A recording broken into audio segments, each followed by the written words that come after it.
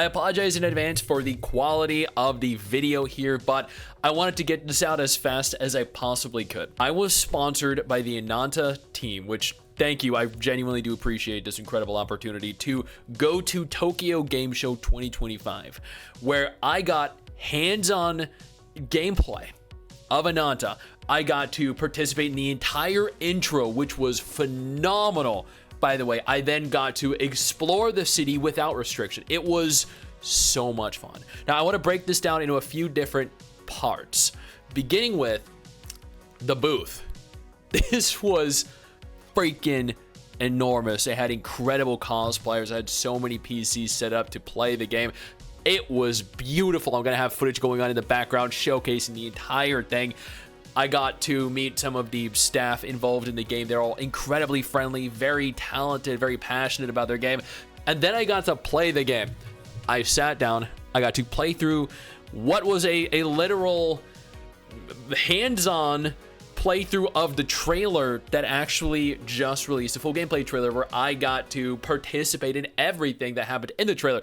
Admittedly, I didn't do too well. The people that handled the trailer itself were evidently very good at playing the game. I wasn't. I played on a controller, but I just want to throw this right out there. For the stage of development that this game is in, this was really freaking good. Like, this was not perfect. And I think the important part about this entire video is that these are my genuine, honest opinions of everything that I experienced. What I get to do here is literally just give you a play-by-play of everything that went on. Yes, there are definitely some areas of the game that they're going to work on to better improve, and I have no doubt they're going to, but during this demo test phase, it just, the driving aspect was incredibly fluid. I've not played a gacha game that allowed for you to move so effortlessly with your vehicle. While in your vehicle, you could pop out and shoot enemies. You could literally engage in combat, genuine, legitimate combat, while you're in your car. While the other NPC or your other character, or while they were engaged in the driving aspect, you could fire. You could take down the tires on the cars. You could blow them up by hitting the gasoline tanks in the back of the car. And then the driving itself, again, like, very fluid, had no issues whatsoever. I'm surprised to see a game like replicate such a, or implement such a fluid version of driving. The cutscenes, they were just, how it transitioned between cutscene to gameplay, then back to cutscene, was beyond fluid. How they've implemented this, their representation of all these features has been incredible. And my God, that was just the intro. Then I got to explore the world. The world allowed for you to seamlessly run up buildings. There were no limitations to who could run up walls. Rather, you were allowed to run up a wall as any character. And the running animations, you could vault over objects, you would grapple up, you could very fluidly move around and move over objects. There was no collision whatsoever. This was really good. Like, let me tell you, I was very pleased to see exactly how they handled and implemented the wall running and didn't gate it behind a character. I loved the web swinging around. Holy crap. Like, I think I got way too much footage of that, actually. I just, like, as the main character, I dove off of buildings and I just started swinging everywhere. I covered so much ground and distance. It was unreal how they've managed to implement this style of traversal, this method of transportation. Blows my mind. I didn't think from when we saw the initial trailers that it would look this good and feel this good, but it really freaking does. And the combat, it is really good. It's much more grounded, much more concise, and I think it makes a lot of great use of dodges, blocks, counters, and allows for you to really integrate like the environment into your overall gameplay.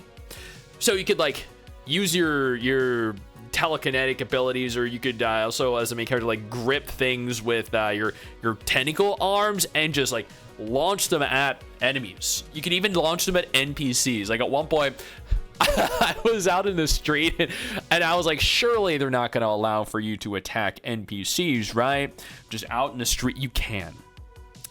I not only hit people with the car, but I ran up to an old lady. I attacked her in the street.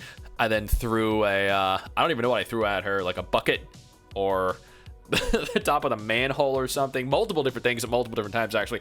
Then I ran over to her. I punched her. I kicked her.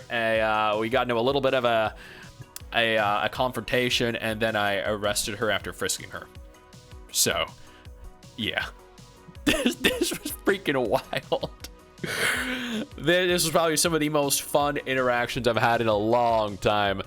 You could the driving was great, the combat was great, the world traversal was so unbelievably fun.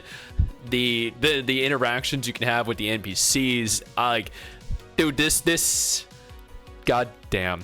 And then there are outfits. The outfits in this game were like, you can just go change any outfit for any character at any point. Just go on over to the store, go into a dressing room, boom. Now you can change your outfit.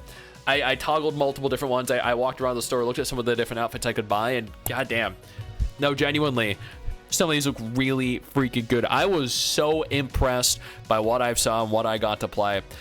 And honestly, even more with the story. The story itself is really good. The voice acting was phenomenal.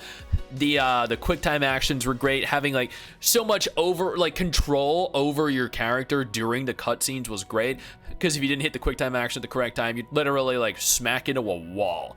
You'd smack into a crate. You'd like smack into something which would blow up or light on fire. And there was actual like legitimate reason for you to actually pay attention to the quick time actions, and that was really good. It was really provided a lot of thought-provoking decisions and choices and moments. I think that was really incredibly well handled. Overall though, this, like, the booth overall, being able to see so much of it and interact with so many great staff members, being able to see the direction they want to go with the game, seeing what they've done thus far, what they've achieved, being able to play so much of the game in its current form, it blew my mind. This, I think, is more than we wanted. And it is only in a demo test state right now. If you had told me earlier this year this is what Ananta was going to be, I would have told, nah, bro, no. But this is what Ananta is.